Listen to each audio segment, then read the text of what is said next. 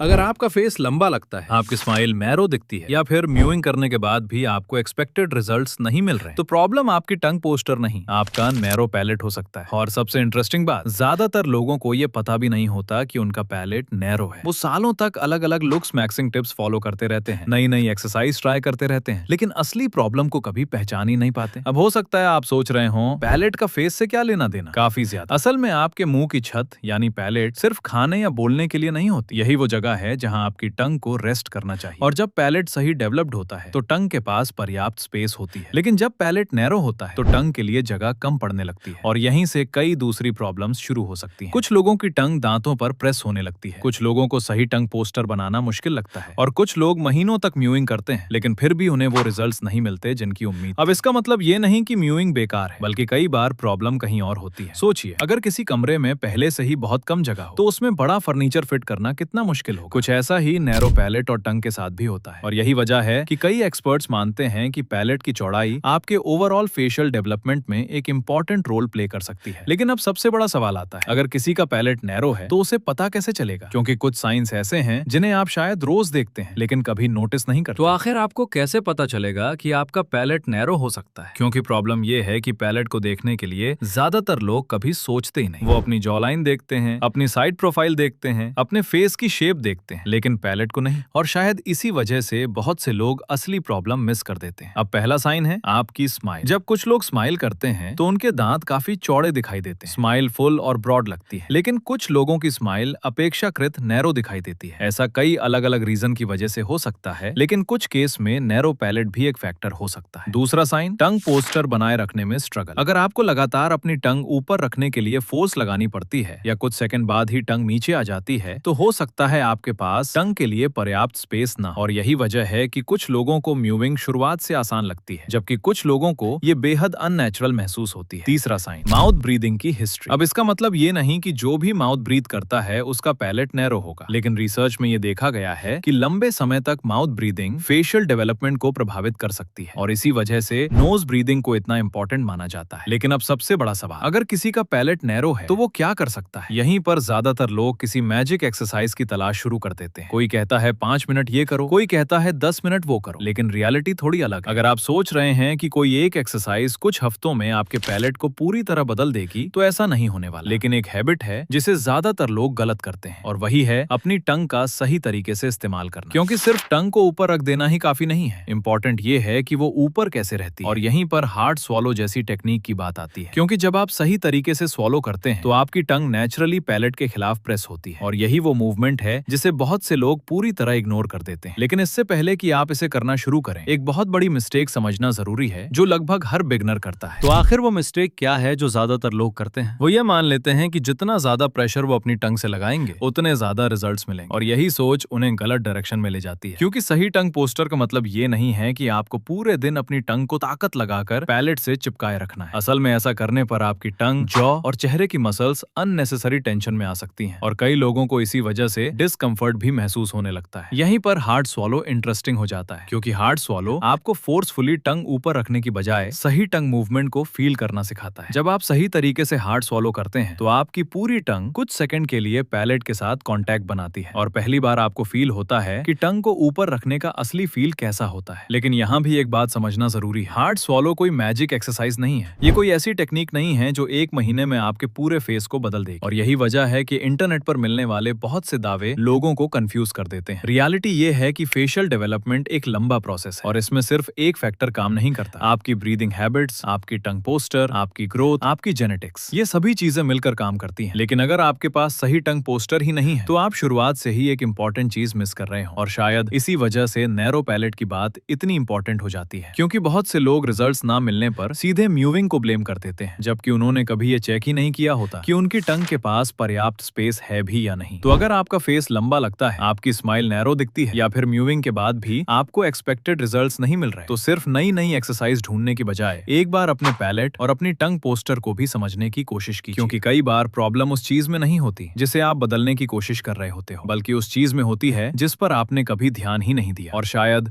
Narrow palette भी उन्हीं चीजों में से एक है।